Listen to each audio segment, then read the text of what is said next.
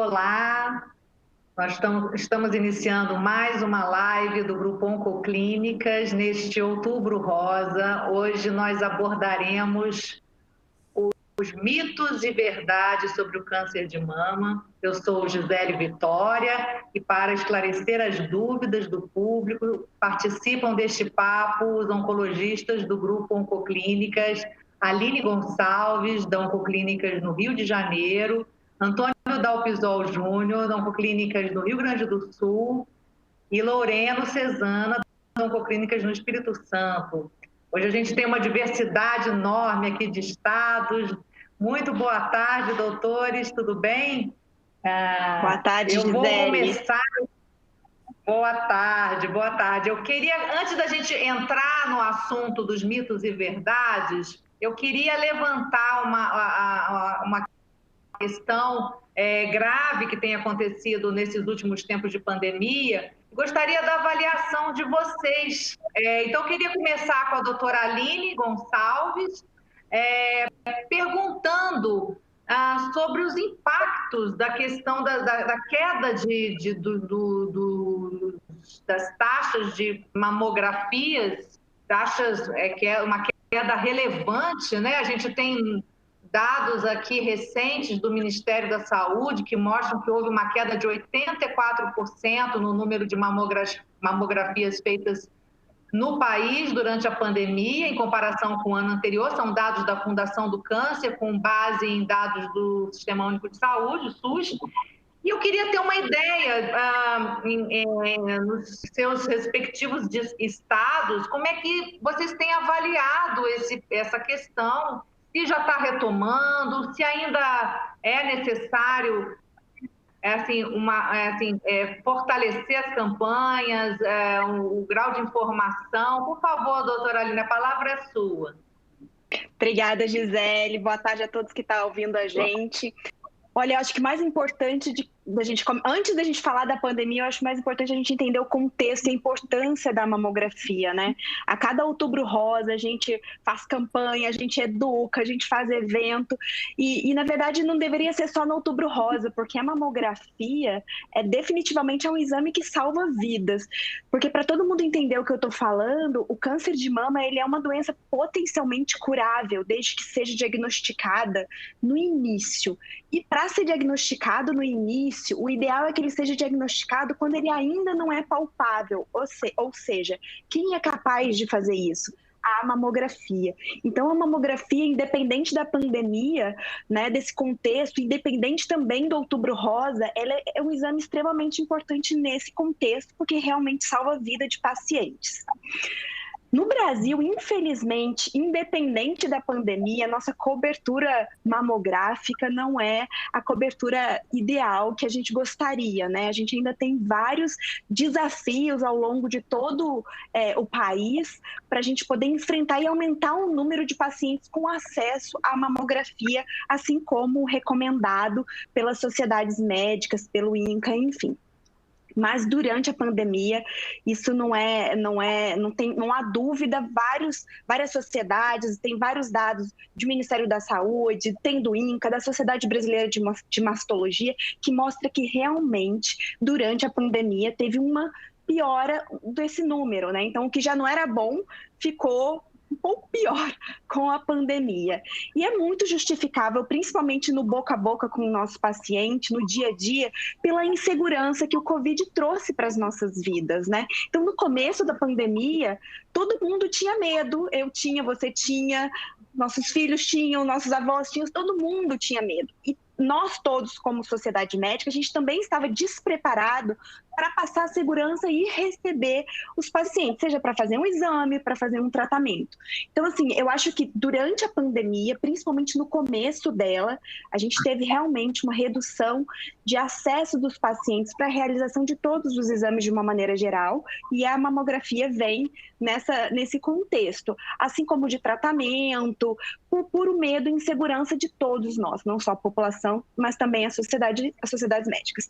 Mas ao longo do tempo, o que eu venho percebendo e o que a gente vem vivendo do lado de cada parte médica é que tanto as clínicas de imagens, hospitais, as clínicas de tratamento oncológico, a gente vem se preparando para entregar um pouco mais de segurança ao paciente e proporcionar mais segurança para a realização não só dos exames, entre eles a mamografia, mas também dos tratamentos oncológicos de uma maneira geral, porque o câncer, como a nossa campanha tanto diz, o câncer não espera, então a gente precisa enfrentar essa batalha contra o câncer com as nossas armas mais poderosas, que são os exames e o tratamento. Então, acho que ao longo desse período, o que a gente tem feito é se preparado para passar mais segurança para todos os nossos pacientes e para a população de uma maneira geral.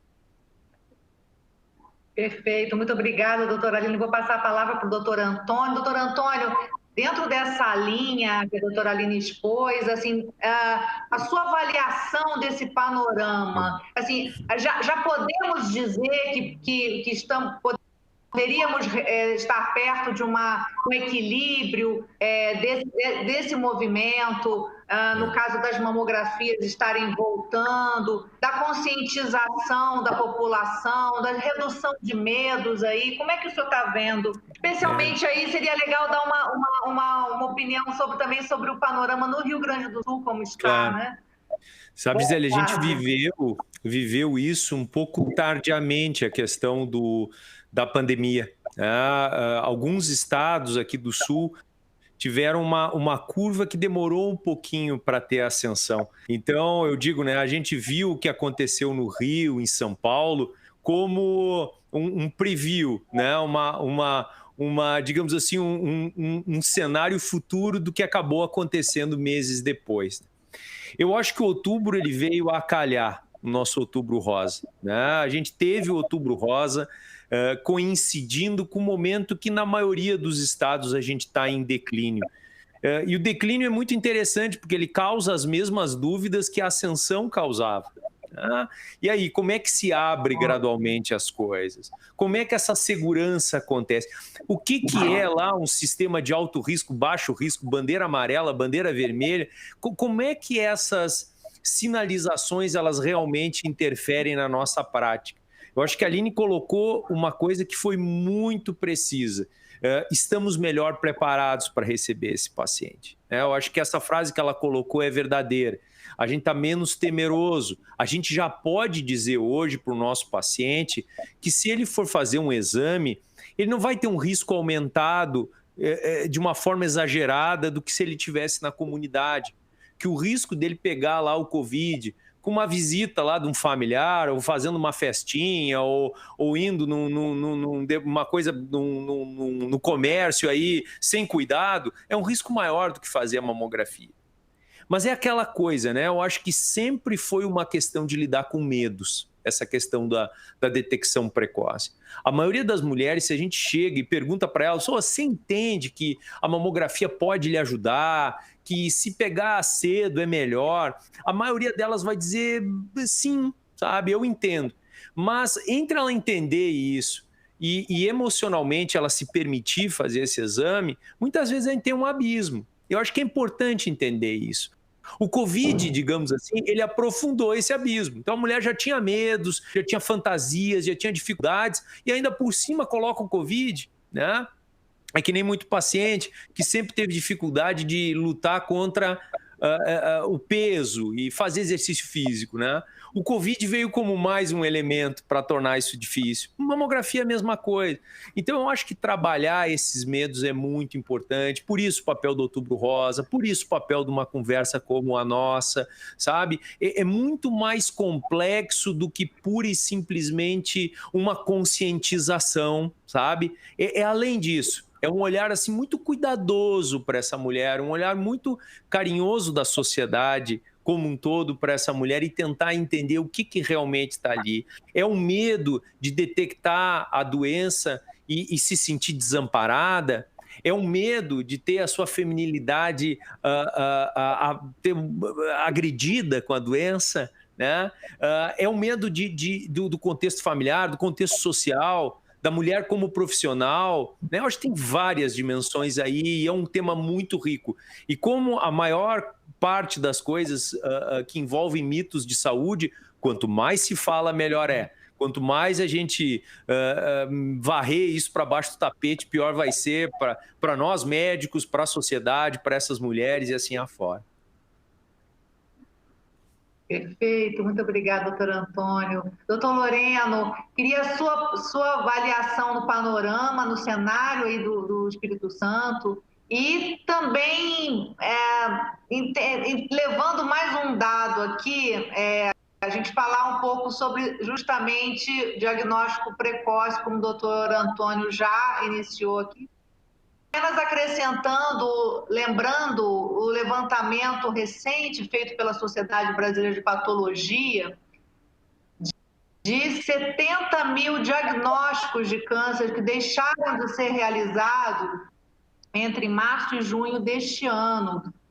Já a gente fica aquela dúvida, né? Assim, em algum momento esses diagnósticos virão, como que a gente como isso vai refletir no cenário de uma forma geral? Por favor, doutor Loreno. Bom, boa tarde a todos. Concordo muito com o doutor Antônio disse. Com a Aline eu concordo também, exceto com o bonequinho ali do Vasco, né, Aline? Não compartilho. Meu marido. A gente torce muito para o time do Rio e eu sou o atual. Agora a gente vai querer saber o time do doutor Loreno. E eu tive tanto cuidado aqui atrás, esqueci de tirar o boneco do Vasco. Pois é. Mas é para dar uma força. Foi ofensivo. Mas aqui no Espírito Santo, em um apanhado geral do que nós estamos vivendo, a gente está num período de queda dos números. Aqui no grupo, no SECOM e Grupo Oncoclínica, a gente tomou muito cuidado com os exames, todos os protocolos. Então, assim, o tempo todo a gente se sentiu muito seguro de trabalhar, os nossos pacientes também se sentiram muito seguros. No início da pandemia, havia uma preocupação da sociedade de até mesmo os recursos de saúde, a gente tinha medo de viver o que a Itália viveu e não conseguiria dar assistência aos pacientes de modo geral no cenário público, mas felizmente isso não aconteceu.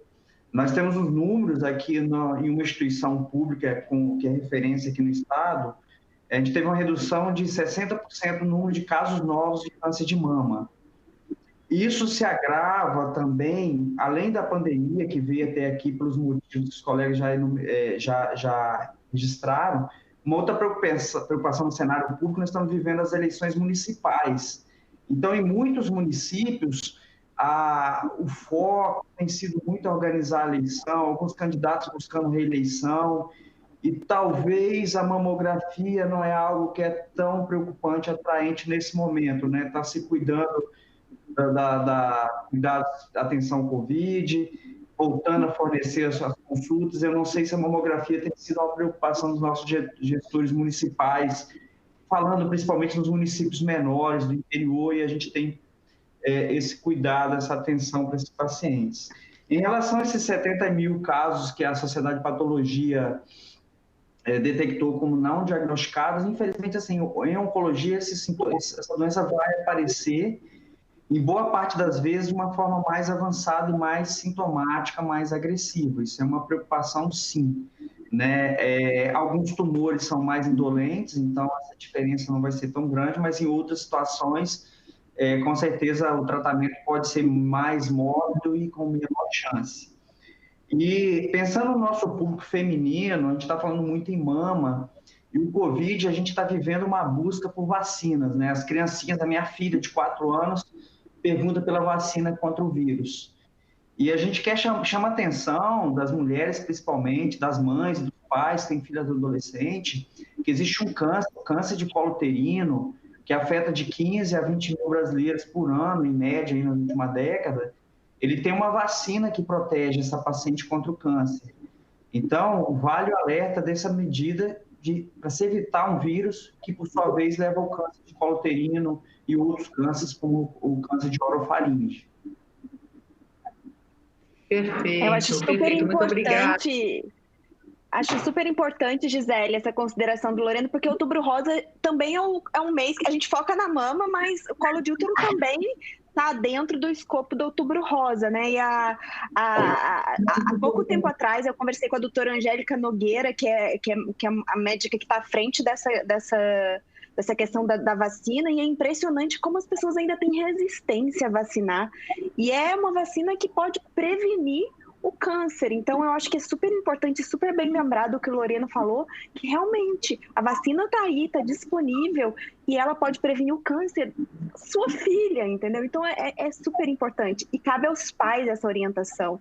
Então, acho que foi muito bem lembrado, Lorena, essa questão também do câncer de colo de útero, que muitas vezes a gente foca na mama e esquece que realmente é super importante essa medida de prevenção. É aquela coisa, né? Cuidado de saúde, um puxa o outro. Né? Se a mulher consegue, no outubro, ir no seu ginecologista, ela vai fazer uma revisão lá do seu Papa Nicolau, ela vai olhar as mamas, ela daqui a pouco vai conversar, por que não, de colonoscopia em muitas mulheres, vai falar de peso, vai falar de ingesta de álcool. Então é aquilo, né? É aproximar, o paciente tem que estar na frente do seu médico, de alguma forma, por algum mecanismo de educação, a gente tem que propelir essa mulher para esse encontro. Se esse encontro acontecer e for qualificado, vai ser coisa boa dali, com certeza. Ô, Gisele, tem um outro ponto que é importante, também, a gente focar nessa questão da mamografia, porque a primeira coisa que passa na cabeça de uma mulher quando ela tem um diagnóstico de câncer, na verdade, a primeira coisa é eu vou morrer, mas depois eu vou ficar sem meus seios e eu vou ficar careca. A mamografia pode poupar essa mulher tanto de perder os seios quanto de ficar careca. Porque quanto mais precoce é o diagnóstico, mais ameno, menos mórbido, menos efeito colateral vem dos tratamentos. A cirurgia, ela pode ser uma cirurgia conservadora, você não necessariamente perde a mama. E muitas mulheres com tumores pequenos não precisam fazer quimioterapia, que é o que perde o cabelo. Então, a mamografia também entra nesse contexto de um tratamento mais ameno, entre aspas, menos mutilante para essa paciente. Perfeito. Isso. Eu queria emendar esse assunto para a gente dar, já entrando na nossa linha mitos e verdades, né? Em relação à hereditariedade, né? Qual é a relação do câncer de mama com a hereditariedade? Doutor Antônio? Olha, Gisele, eu acho que a gente tem que, quando se fala de hereditariedade, câncer de mama, poder ter uma medida precisa disso. Né? Primeira coisa, existe uma associação? Sim, ela existe. Né? Algumas situações, elas realmente têm um vínculo com a trajetória familiar dessa paciente muito estabelecida. Porém, e aqui tem que se colocar um porém bem grande, sabe? A maioria das mulheres não vai ter esse sinal detectável na sua família. Então, isso é um fator muito importante, porque muitas mulheres, elas sentem que, por não terem tido casos de câncer na família, seja de mama, seja de outros cânceres, elas não precisam fazer mamografia. E isso é falso. Então, existe... Isso é mito, então. É mito, digamos assim, isso acontece no número pequeno das mulheres. Olha, talvez um pouco mais de todos os casos de câncer de mama, 1 em cada 10 mulheres vai ter isso. 9, a grande maioria, não vão ter. Se tem muito para avançar nisso, né? Certamente cada vez mais a gente está entendendo essa hereditariedade. Né? Mas se nós formos reunir numa mensagem, é que não se baseie nisso para não fazer o exame, para deixar o exame para lá. Isso não é uma informação.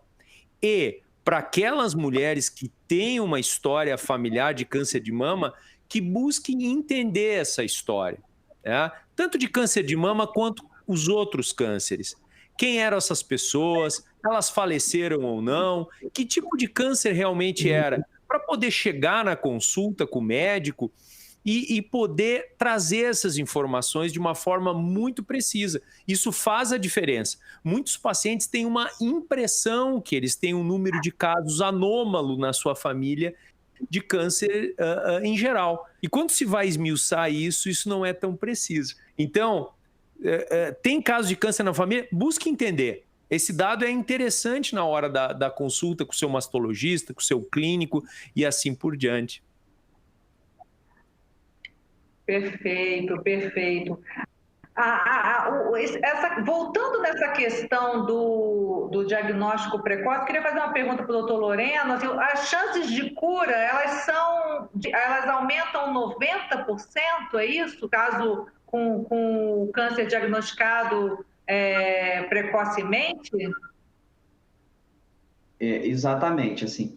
A medicina avançou muito, né? Nós saímos nos últimos 100 anos de uma era que se fazia uma cirurgia mutilante e não se tinha um tratamento para evitar a volta desse tumor. Chegamos nos anos 80, com a introdução dos quimioterápicos, entendendo um pouco mais. E ali a gente chega nos anos 80 com as pacientes com uma sobrevida em 20 anos entre 20% e 40%. E hoje a gente tem as pacientes com sobrevida de 90%, 85%, 95%, com um número bem alto. Mas nenhuma tecnologia, até hoje, trouxe um ganho tão grande quanto o diagnóstico precoce. Aqui não há tecnologia cirúrgica, não há técnica de radioterapia, não há quimioterapia, hormonioterapia ou drogas-alvos que trazem uma chance tão grande de cura quanto o diagnóstico precoce através da mamografia. E muito raramente, que às vezes as pacientes ficam ansiosas de fazer ressonância numa idade mais jovem. Isso é exceção, né? Fazer exames de mama a partir dos 25 anos, 30, é exceção. Para aquele subgrupo onde a gente tem um risco especial, que se encontrou algum fator na família, para fazer esses exames mais precoces. Mas o exame básico que é oferecido em todas as regiões do país, nos centros regionais, é a mamografia, e ele leva esse diagnóstico precoce. Complementando o que o Antônio disse, na linha da hereditariedade, assim, praticamente toda mulher tem um ou outro fator de risco. Eu penso que o principal fator de risco para o câncer de mama é ter a mama, porque um ou outro fator que acompanha essa mama com risco de ter câncer, a paciente tem, seja a menopausa, a primeira menstruação precoce, às vezes obesidade, às vezes uso de anticoncepcional, uma história familiar de um caso isolado, enfim, a idade do primeiro filho. Então, assim, a mamografia é realmente universal. A gente tem um número. Alguns estudos mostram que para cada 1.000 a 1.500 mamografias que são realizadas, se a gente pensar, isso é um bairro pequeno de uma cidade, um vilarejo do interior, tem essa quantidade de mulheres que deveriam fazer mamografia. E quando se oferece esses exames, mais ou menos uma mulher tem a vida salva. Eu não vou nem pensar em descalonar tratamento, mas assim, em ganho de sobrevida. Isso é um número muito alto para um exame que não é invasivo, não é um exame que causa risco à paciente. Obrigada. Doutora Aline, temos uma pergunta aqui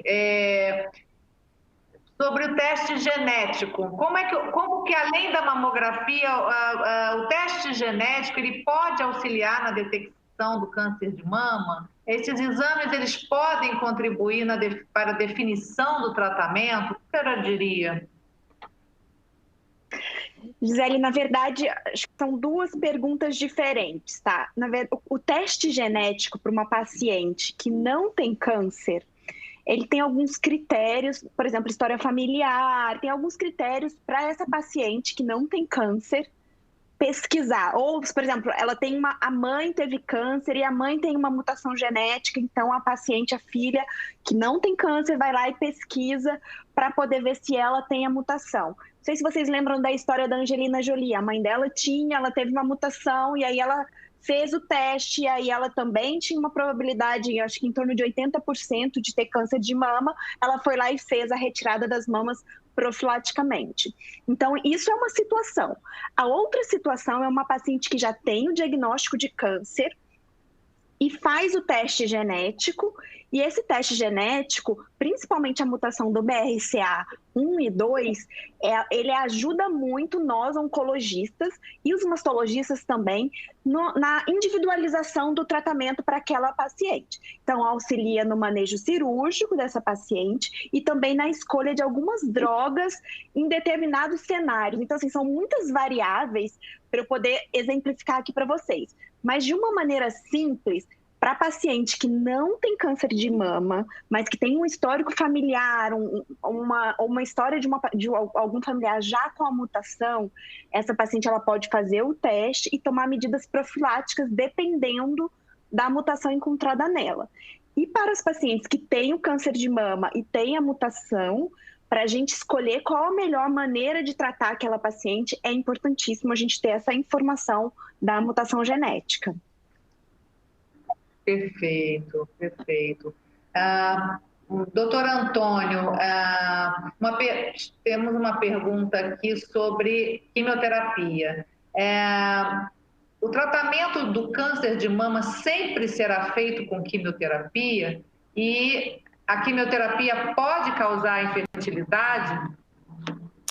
Sabe, Gisele, essa é uma pergunta muito importante, porque essa, como já os colegas citaram, é um motivo pelo qual os pacientes não procuram, sabe? O temor da quimioterapia faz com que muita gente não queira descobrir o seu diagnóstico. E a Aline colocou muito bem, né? Isso pode ser, inclusive, uma forma de não se precisar de quimioterapia.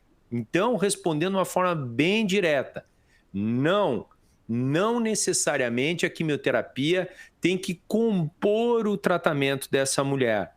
É importante saber que cada câncer de mama é muito diferente um do outro, que cada um vai ter um risco, vai ter um tipo de célula, vai acontecer numa mulher que tem um organismo com características que são diferentes, e para cada mulher, em cada situação, com um tipo de célula específico daquele tumor, vai ser planejado um tratamento. E esse tratamento, ele pode ter elementos ou não. Então, ele pode ter a quimioterapia ou não, pode ter a radioterapia ou não, e pode também ter o uso de comprimidos, a chamada hormonioterapia ou manipulação hormonal, ou não. Então, não existe um tratamento único para o câncer de mama, não existe uma estratégia que seja universal para todas as mulheres. E isso a gente já pode, engatando nesse raciocínio de que cada mulher é diferente, a gente já engata no assunto fertilidade. Sim, existem quimioterapias que podem impactar na fertilidade. Esse é um assunto que tem que ser discutido naquelas mulheres que estão em idade de engravidar. Esse não é um assunto que pelo susto, muitas vezes, que é o diagnóstico do câncer, pelo impacto que isso causa, pelos temores de perder a vida enfim, de ser mutilada, de todos esse universo, esse assunto, muitas vezes, ele fica soterrado. É como se fosse uma coisa a ser pensada depois. E não é. Ela tem que ser pensada no momento do diagnóstico, nessas mulheres com idade de gestar, porque medidas podem ser tomadas que garantam essa fertilidade, que diminuam o impacto da quimioterapia. Então, não, nem todo tratamento é igual e inclui tudo. E, sim, pode haver impacto em fertilidade, e esse é um assunto que tem que ser trazido sempre à tona. Nós, oncologistas, cada vez mais estamos buscando isso, mas é algo que também o paciente, né, traga na consulta, e é importante isso, reforce o seu desejo de gestar ou não, fale sobre a prole, sabe? Eu acho que esse é um assunto que, apesar de parecer um pouco deslocado no momento do diagnóstico, é ali que tem que ser tratado, sem dúvida nenhuma. Gisele, eu acho que uma consideração... deixa eu só fazer uma perguntinha que você pode até me ajudar a responder. A gente ouve falar de mulheres que congelam óvulos até antes de iniciarem uma quimioterapia, é isso mesmo? Isso, Gisele, tem vários caminhos a serem tomados. Então, tem o caminho do congelamento de óvulos, tem o caminho de utilizar algumas medicações hormonais que protegem os ovários durante a quimioterapia, sabe? Existem uma série de caminhos que podem ser tomados que garantam essa fertilidade. Realmente o congelamento de óvulos, congelamento de embriões, enfim, todas essas técnicas de fertilidade, de apoio à fertilidade, fertilidade assistida, elas têm que ser consideradas. Mas, de novo, é um caminho que tem várias estradas aí para serem percorridas. A chave é conversar sobre isso, não tem dúvida. Perfeito. Doutora Aline, eu só queria colocar... Isso, eu queria colocar a importância disso que ele está falando, porque é um caminho, eu vou colocar, sem volta, se a gente começar a quimioterapia sem ter conversado com a paciente antes. E se a gente for parar para pensar, se todo o nosso planejamento de tratamento oncológico para aquela mulher é buscar que ela fique curada e que ela viva bem e com qualidade, e para as mulheres, principalmente as que ainda não têm filhos, a maternidade é uma coisa tão importante. Se a gente não toma esse cuidado no começo do tratamento, depois fica muito difícil, na maioria das vezes, da gente correr atrás desse prejuízo que a gente pode causar nos ovários dessa paciente. Então, o Antônio colocou de uma maneira muito, muito bem colocada, porque efetivamente é isso que acontece. As pacientes chegam na primeira consulta com a gente numa ansiedade, numa angústia, doida para fazer o tratamento logo, porque está com medo de morrer. Então, muitas vezes, fica difícil de conversar e falar, não, nesse momento você precisa resolver isso, você precisa ir no fertilileuta, você precisa congelar seus óvulos, porque se não for agora, depois não vai conseguir. Então, é uma conversa muito difícil e que é difícil o entendimento. Mas eu acho que nós, como oncologistas, a gente precisa persistir nisso, porque essas pacientes, elas vão ficar curadas, elas vão viver por muito tempo e elas merecem ter filhos, mesmo porque a notícia... Eu acho que é uma das notícias melhores da oncologia que a gente teve há uns 3, 4 anos atrás, me corrijam se me falha a memória, gravidez depois do tratamento do câncer de mama completo é seguro. Então, a mulher que quer engravidar, ela pode engravidar. E isso é seguro, não aumenta o risco do câncer voltar. Então, essa notícia é muito boa. Só que para isso acontecer, a gente precisa cuidar dessa paciente antes de começar o tratamento. Perfeito. Eu até queria puxar o doutor Loreno para o assunto, um pouco pensando aqui, a gente se colocando no lugar de uma pessoa que recebe um diagnóstico tão difícil e precisa definir uma questão também de vida, né? De engravido, não engravido. Na sua prática clínica, como isso se passa? Assim, o senhor já teve casos de pessoas que tomaram decisões ou adiaram nesse sentido? Por favor. É um momento muito delicado, na verdade. Esse exato momento que chega o diagnóstico, a gente fazer essa procura, eu tenho uma facilidade que a referência nossa aqui em Vitória, e isso no Grupo Oncoclínicas é um dos top 10 da preocupação no oncologista. Todos nós temos o hábito de registrar em prontuário essa oferta, temos essa parceria em todas as unidades com serviços de fertilização, e eles ficam ao nosso dispor praticamente em horário e tempo integral, né? Seja feriados, enfim, aquele período que a gente está pedindo um tratamento sistêmico, preparando para uma cirurgia, esse colega está à disposição para fazer essa coleta. No momento posterior, essa escolha da gestação, o paciente que mantém a função ovariana ou que fez a coleta, ele é muito individualizado, de acordo com a idade da paciente, o momento profissional dela e também os riscos da neoplasia, né? Às vezes, algumas pacientes a gente prefere um período maior, quanto isso é possível, mas o dado é muito seguro. Ela terminou o tratamento sistêmico dela, quando é necessário quimioterapia, radioterapia, e a gente fez avaliação emocional, clínica, familiar, social, e achou que está adequado a ter a gestação naquele período, é discutido junto com um colega especializado em fertilização e é oferecido. Enfim, isso faz parte, sim, da rotina. E, além disso, a gente tem algo até mais avançado, no sentido que, às vezes, tem algumas pacientes naquele subgrupo que tem alguma doença hereditária e tem uma coleta bem sucedida de óvulos. Então, é possível fazer uma fertilização com embriões que não portam aquela anomalia. Mas isso é muita exceção, na verdade, né? A maioria das pacientes não vão ter essa necessidade desse cuidado extra. Mas é um mundo à parte, é muito apaixonante, na verdade, viver isso daí. E para a gente da oncologia, a gente acompanhar aquela pessoa que chegou com medo, que viveu todo o trauma do diagnóstico, e a gente mostra que a situação é muito reversível, e depois ela viver a maternidade, o ser mãe, é muito lindo, na verdade, assim, no nosso dia a dia.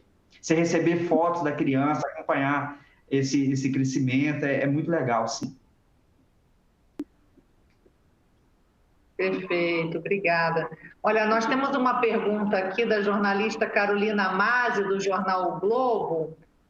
Queria pedir inicialmente para a doutora Aline responder, depois a gente pode comentar. Ela traz uma questão aqui, que é o seguinte: circulam muitas informações distorcidas nas redes sociais e aplicativos de mensagens, o que gera confusão entre a população em geral. Um dos mais comuns, uma das informações distorcidas mais comuns é sobre o uso de desodorantes, como aqueles que têm alumínio na composição e que seriam supostamente cancerígenos. Isso é mito ou é verdade? E onde a população pode encontrar informações seguras para não cair nas fake news? Doutora Aline, aí depois quero ouvir a opinião do doutor Antônio também, que está balançando a cabeça e que deve ter coisas boas para falar. Com certeza. É que, na verdade, cada dia a gente aprende uma coisa nova, né, em relação a risco de câncer, é chá de tudo, é desodorante, é talco, são várias coisas, assim, que a criatividade é muito... Tem altas histórias para contar, Gisele, do que a gente acaba escutando no dia a dia do consultório. Efetivamente, não tem nenhum estudo científico que embase esse tipo de informação. As fake news, elas existem, quanto mais loucas, mais elas dão ibope e são replicadas e replicadas. Eu acho que realmente tem coisas que são de serviço para a sociedade, mas elas existem. Então, assim, onde buscar fontes de informação segura? Eu até parabenizo as sociedades médicas que têm tido uma presença nas mídias sociais muito intensa. A Sociedade Brasileira de Mastologia, a Sociedade Brasileira de Oncologia Clínica. A gente vê que logo... eu brinco que eles estão sempre de plantão nas redes sociais, porque surge uma notícia, começa a disparar nos grupos, de repente já tem um parecer formal de uma sociedade séria tentando combater esse desserviço. Então, assim, eu acho que a fonte, a gente tem que sempre buscar as sociedades médicas sérias, porque ali estão os principais especialistas do país, que está do mundo, né? E que vão dar realmente uma informação mais segura para os nossos pacientes e para a população em geral. E essas sociedades, elas são abertas para a população toda. Então, qualquer um pode ir lá, entrar no site da Sociedade Brasileira de Mastologia, na Sociedade Brasileira de Oncologia Clínica, para tentar, junto com a gente, combater essas notícias. Perfeito. Doutor Antônio, por favor, se eu queria comentar também a pergunta da... Eu acho, Gisele, que é interessante isso, né? Porque a gente se pergunta onde é que nasce isso, né? Como é que é o nascedouro desse tipo de informação?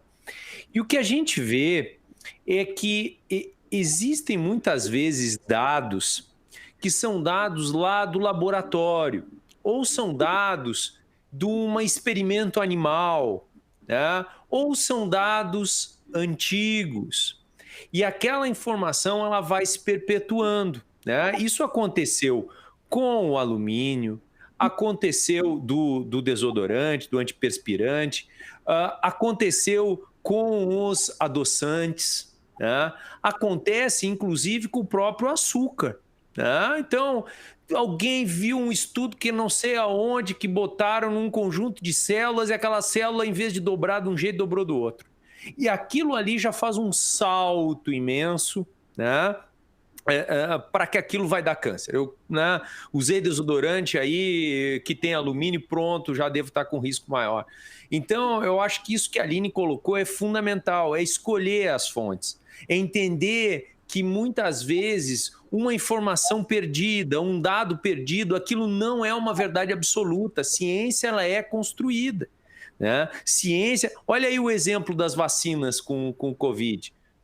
Se para o teste, se faz outro, todo dia aí no noticiário, olha, tal estudo cancelou da vacina tal porque apareceu lá uma coisa que pode estar relacionada à vacina, para tudo, reinicia. Isso acontece também com os fatores de risco, né? Então, eu acho que as pessoas têm que estar alertas para isso e reforçando de novo o que a Aline falou, buscar as fontes confiáveis, porque atrás de cada grande instituição, grande hospital, grande rede de assistência, grandes sociedades representativas, existe atrás de cada um dessas entidades os profissionais que estão lendo esses dados e fazendo essa análise crítica, né? E poder, que às vezes é complicado para nós. Nós, oncologistas, nós vamos lá, temos uma área de atuação mais em mama.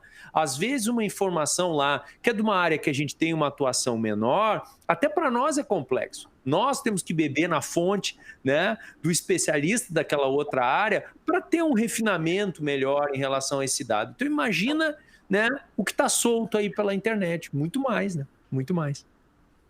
Perfeito, obrigada. Doutor Loreno. E é impressionante, assim, que as fake news, às vezes, elas são feitas de uma forma muito profissional, né? Existe um vídeo que volta a ter, só sem envio de uma determinada pílula, você, assim, assiste aquilo dali como leigo, com o diagnóstico de um câncer, às vezes numa condição difícil de tratamento, ele te seduz, né? E aí são necessários, no caso dessa pílula, foi necessário estudos, testes, para provar, porque entrou em massa no país, então traz uma situação muito difícil. Algumas coisas que a gente sabe que não são mitos, a gente tem dificuldade em propagar. Por exemplo, a gente falou sobre a quimioterapia em algumas situações do câncer de mama, que a gente disse que às vezes não é necessário. Às vezes, em algumas situações, o benefício da paciente fazer atividade física, controlar o peso e ter uma alimentação saudável é maior ou igual a um benefício que a quimioterapia trouxe para aquela paciente. E às vezes a gente tem dificuldade em colocar essa mudança de hábito na vida dessa paciente. Claro que não é uma coisa radical. Estilo de vida saudável não é uma corrida de 100 metros, é uma maratona. Então você vai colocar aquilo no seu dia a dia, conforme a sua condição clínica, sua idade, seu tempo livre, enfim. Mas colocar uma verdade, às vezes, é muito difícil em relação a um mito que se constrói muito rápido e ele vem para seduzir as pessoas. É incrível, assim, essa diferença. Perfeito, obrigada. Temos uma pergunta aqui, na verdade são duas perguntas que eu vou juntar. Uma é da Geni Rodrigues Vidal de Freitas e outra é da Ludmila. São mais ou menos na mesma linha. A Ludmila, ela pergunta por que o incentivo para se fazer mamografia se dá a partir dos 40 anos. Há tantas mulheres jovens sendo diagnosticadas com câncer de mama, mesmo sem histórico familiar. E nessa linha, a Geni coloca exatamente isso. Se a mamografia tem tanta relevância, por que estipulam idades para realizá-la nas mulheres? O que a senhora diria, doutora Aline? O que acontece? A mamografia, ela é um exame que ela não serve para todos os tipos de mama, vamos colocar assim. Quanto mais jovem aquela mama, aquela paciente, mais tecido glandular ela tem, é o que a gente chama de mamas mais densas. Conforme a mulher vai amadurecendo, principalmente aquela que engravida, amamenta, e que o tecido da mama, aquele tecido que é fibroglandular, ele começa a amadurecer, e com o passar do tempo ele vai sendo substituído por gordura. Por que eu estou contando isso? Porque isso faz toda a diferença na mamografia. Eu não sei se vocês já viram uma mamografia, mas uma mamografia de uma paciente jovem, que tem uma mama mais densa, que tem mais glândula do que gordura, a gente vai ver uma imagem toda branca. E a gente não consegue ver alteração nenhuma. Então, para as pacientes mais jovens, a mamografia ela não é tão boa quanto para as pacientes após os 40 anos, quando o tecido das mamas já tem mais gordura misturado com glândula. E aí sim, aquele exame ele vai ficando menos branco e a gente consegue ver as diferenças no parênquima mamário.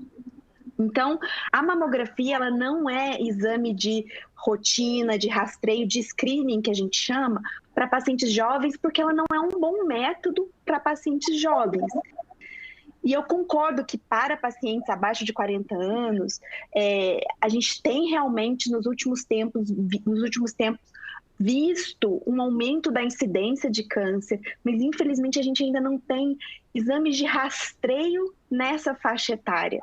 Então, nessa faixa etária é muito importante que as pacientes conheçam bem o histórico familiar e aí busquem um médico baseado no histórico familiar de câncer e até para ver se precisam ou não fazer algum aconselhamento genético.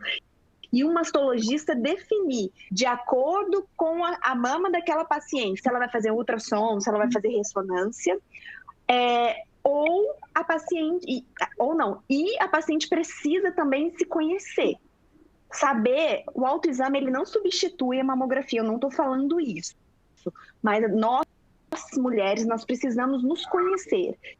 E saber que se tem uma alteração na pele, tem uma retração do mamilo, ou até mesmo se a gente está palpando um carocinho, alguma coisa que não existe, não é normal nosso, a gente procure logo um mastologista, porque aí ele sim vai saber orientar.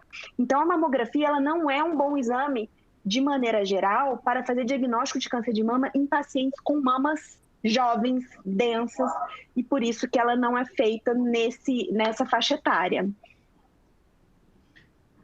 E além disso, quer comentar também?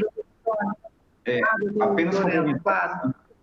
Os exames de rastreamento que a gente tem, basicamente, são mamografias, o preventivo do colo uterino, a colonoscopia, o sangue oculto para câncer coloretal, alguns casos de exame do tórax, o paciente está com histórico de tabagismo, e o PSA um pouco mais polêmico, mas, enfim, geralmente a gente oferece os exames de rastreamento para uma população que, quando realizam esses exames, elas vão viver mais por fazer exames, né? E esse aumento, esse público que nos questionaram, a ausência de exames de rastreamento para eles, nesse público não tem estudo mostrando que há um benefício a gente fazer para todo mundo, elas vão viver mais por fazer exames de rastreamento. Conhecer o corpo, concordo plenamente com o que a Aline disse, mas talvez com o tempo esse aumento de casos que a gente percebe na prática, talvez isso daí vai levar a uma mudança no futuro, mas neste momento a gente não faz de rotina para todo mundo. E aí é o que a Aline disse, cada caso é avaliado. Tem pessoas que, com uma forte história familiar, vai conversar com o seu especialista, ele vai oferecer um exame diferente da mamografia, às vezes ultrassonografia ou ressonância. Mas é mais ou menos nessa linha aí que a gente pensa e que a sociedade define. É um ponto interessante. A Geni, que foi a mesma pessoa que fez essa pergunta, ela também coloca também é uma questão o câncer aparece em uma mama, a decisão de optar a retirada das duas mamas é uma opção, quer dizer, uma dúvida, né, que ela tem aqui. É melhor esperar o alcance da outra também? Enfim, acho que ela gostaria de uma orientação aqui. Doutor Antônio quer falar? Com certeza. Sabe que isso é um questionamento muito comum, sabe? Nossa, eu vou tirar um tumor da mama, eu tenho o risco de na outra mama ter um tumor. Quem sabe, já que eu estou numa mesa cirúrgica, por que eu não tiro as duas mamas? Né? Além do mais, quando a gente conhece casos de mulheres que tiraram as duas mamas, e há pouco nós citávamos, né, a questão da Angelina Jolie, tem mulheres que tiram, por que eu também não posso tirar?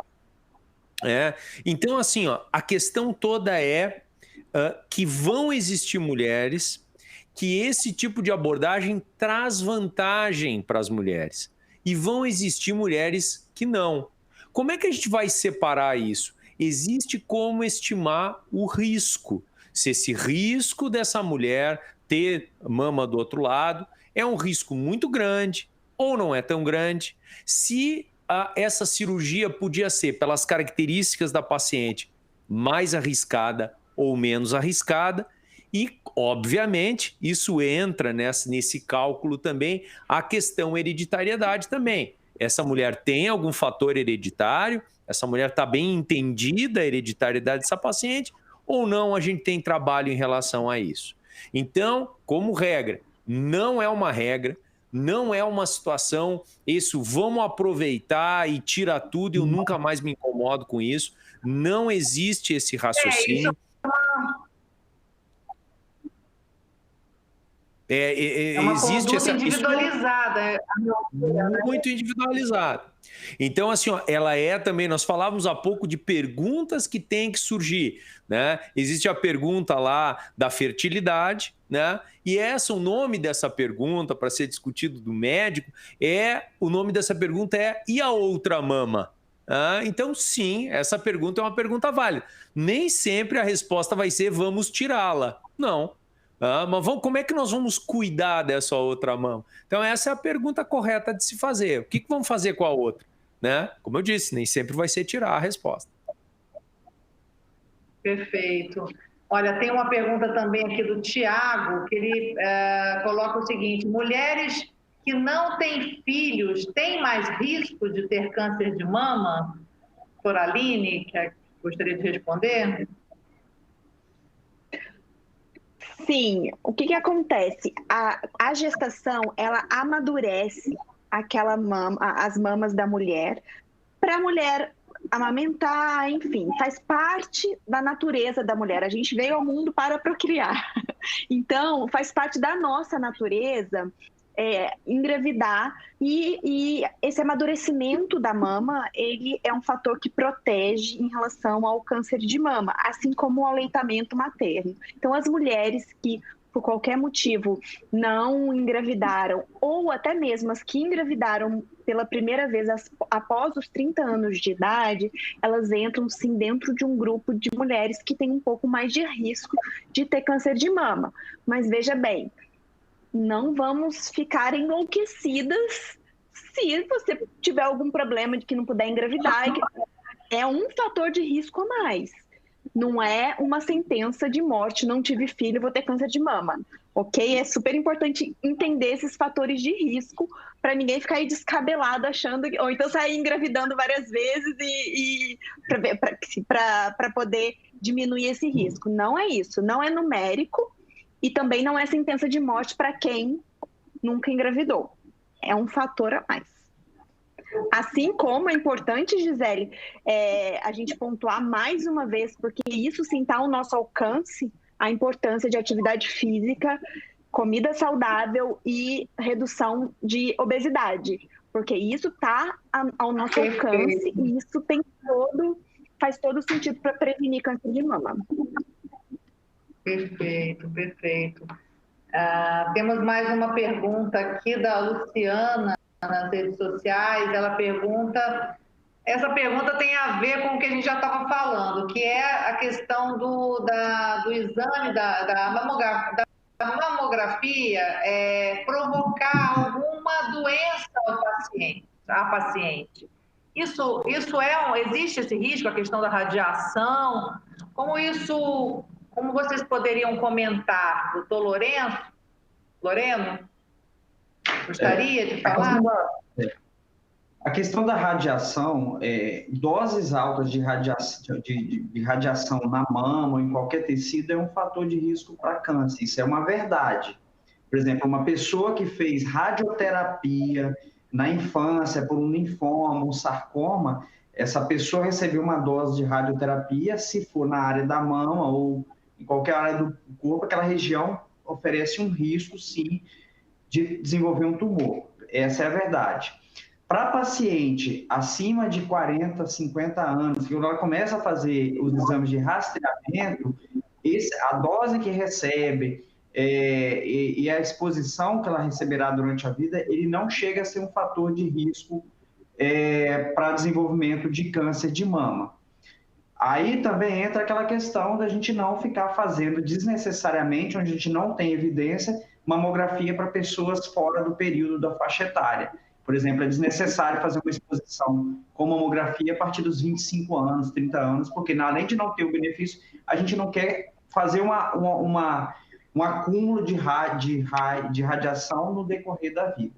Acho que ficou claro assim, eu não sei se os colegas querem complementar. Doutor Antônio, doutora Aline, querem complementar? Acho que fica perfeito, é isso mesmo. Tá? Faço as minhas palavras, a do Loreno aí, eu acho que esse é o caminho para a gente seguir, esse é o principal enfoque para dar. Tá, olha, a gente já está quase terminando, mas tem mais umas perguntinhas aqui que eu gostaria de repassá-las. A questão do autoexame, que durante muito tempo foi disseminada a importância, né, do autoexame. A gente hoje já se discute um pouco mais isso, né? Então, retomando a identificação, quer dizer, um pouco essa questão, qual que é o papel do autoexame hoje? Doutor Antônio, gostaria de falar? Com certeza. Eu acho que tem que separar bem isso, que o autoexame como ferramenta da mulher conhecer o seu corpo, da mulher entender como é que é o seu seio, porque nem sempre o que está se vendo no autoexame são alterações malignas da mama. Existe também uma série de alterações que são alterações benignas da mama que o autoexame pode sim ajudar essa mulher a identificar. Então, se fizer a pergunta, é ruim a mulher fazer o autoexame? A resposta é não e pode ser útil. Agora, quando a gente elabora a pergunta, o autoexame é suficiente para essa mulher se proteger no nível ideal contra o câncer de mama? A resposta é não. Então, essa mulher não pode fazer o exame, o autoexame, na crença, né? Com digamos assim, a fantasia de que aquilo ali basta. É que ela não precisa procurar outra coisa. E a gente tem conversado, né, e a gente conversou nessa horinha sobre os motivos que fazem as mulheres não procurar a mamografia, não discutir isso com o seu ginecologista, com o seu clínico, com qualquer médico que ela tiver na frente. E esse não pode ser, o autoexame não pode ser também mais essa barreira, né? Mais um argumento, faço o meu autoexame, né? Então, sim, é importante, pode ser feito, ferramenta de autoconhecimento, pode detectar uma série de situações, né? Pode também detectar na mulher que não teve recurso lá para fazer a sua mamografia, por qualquer motivo, pode ser uma ferramenta. Agora, nunca encarar como um substituto. Esse que é o problema. Não é um substituto ao rastreamento, à individualização, que nem a gente estava conversando há pouco, né? O Loreno citou isso. Cada mulher vai ter uma maneira, cada mulher tem sua mama, cada mulher vai ter o seu exame, a sua idade, a sua estratégia. Então, autoexame não substitui isso. Gisele, só queria fazer uma Perfeito, consideração. Obrigada. Só uma consideração bem rápida. É importante, tudo isso que a gente falou, uma coisa complementa a outra. Ter hábito saudável, que complementa com o autoexame, que o autoconhecimento do corpo, que se complementa com a mamografia. E um outro que se complementa, que é muito, muito comum os pacientes falarem, mamografia dói, posso substituir por ultrassonografia? A resposta é não. A ultrassonografia não substitui a mamografia, eles se complementam. Então, é uma dorzinha. Todo mundo que tem seio, que tem glândula mamária, sabe que a mamografia é chata, aperta, dói, mas salva vidas. E a ultrassonografia não substitui, elas se complementam. Oi? E por quê? Explica para a gente por que elas não, por que não substituem? Por que é importante e por que não substitui? Tá. Bem rapidamente, que eu sei que o nosso tempo está acabando, o que acontece? Primeiro que são técnicas diferentes, tá? E a ultrassonografia não é capaz de detectar o que a gente chama de microcalcificações, que são uns pontinhos que a mamografia é uma chapa, né? Um raio-x da mama, que a mamografia consegue detectar. A ultrassonografia ela já detecta lesões um pouquinho maiores, mais nodulares. Então, as microcalcificações, que são quando os tumores estão bem iniciais, esse exame não tem nenhum outro que ganhe da mamografia. Então, muitas vezes a ultrassonografia vem para tirar alguma dúvida da mamografia, mas não para substituir. Perfeito. Infelizmente, a gente já vai ter que encerrar, mas eu queria fazer uma última rodada de considerações finais, propondo um pouco essa reflexão de forma que, de que forma possamos conscientizar a população, as mulheres, neste momento tão delicado que a gente está vivendo no Brasil e no mundo, a importância de marcar o seu exame, apesar deste período de quarentena, como seria possível deter e retomar os exames diagnósticos para a gente evitar o diagnóstico tardio. Eu queria pedir as considerações finais ao doutor Loreno. Exatamente. Esse ano foi muito especial para todos. Assim, nós somos vencedores de estar aqui nesse momento. Cada um sabe a sua realidade. Então, a gente pede para não deixar para depois, não só a mamografia, mas o preventivo, a rotina cardiovascular, tudo isso que é importante. E um pequeno detalhe que eu queria, um detalhe que as pessoas às vezes os homens principalmente, esse recado é para eles. As mulheres são tão parceiras nas nossas vidas, as mães, as esposas, elas não se preocupam tanto conosco. Então, assim, vamos estar com elas. Às vezes ela tem essa preocupação de ir fazer o exame, tem esse medo. Vamos ser companheiros e preocupar-nos com a saúde dessas pessoas que tanto nos ajudam, que são tão importantes na nossa vida. Muito obrigada, doutor Loreno. Doutora Aline, suas considerações finais nessa linha. Eu vou finalizar com o slogan da nossa campanha, que o câncer não espera, mas a sua vida sim. Então, acho que a gente tem que correr atrás de diagnóstico precoce para poder viver muito e com qualidade de vida. Cuide-se já, né? Doutor Antônio, por favor, suas considerações finais. Adorei essa hora aí, eu acho que surgiu muita coisa interessante e eu acho que todo medo aumenta quando a gente não conversa sobre ele. Então, eu acho que trazer essa conversa, e às vezes uma conversa no ambiente de trabalho, uma conversa dentro de casa, tocar no assunto, muitas vezes isso aí é um trampolim para alguém que está lá com angústia no coração, que não está conseguindo marcar o seu exame, que já tentou algumas vezes, mas congelou na hora. A gente sabe que isso existe, que postergou, disse, não, semana que vem eu vou pensar nisso, sabe? Então, muitas vezes uma conversa, uma palavra, simples que for, pode salvar sim uma vida, né? Então, eu acho que vamos falar desses medos. É duro, mas é muito pior conviver com eles lá, soterrados lá na nossa alma. Com certeza. Muito obrigada a todos, muito obrigada à nossa audiência. Fiquem conosco, nos acompanhem aqui nos nossos canais. A gente tem lives semanalmente. E agradeço a participação do doutor Antônio, da doutora Aline e do doutor Loreno. Até a próxima. Muito obrigada.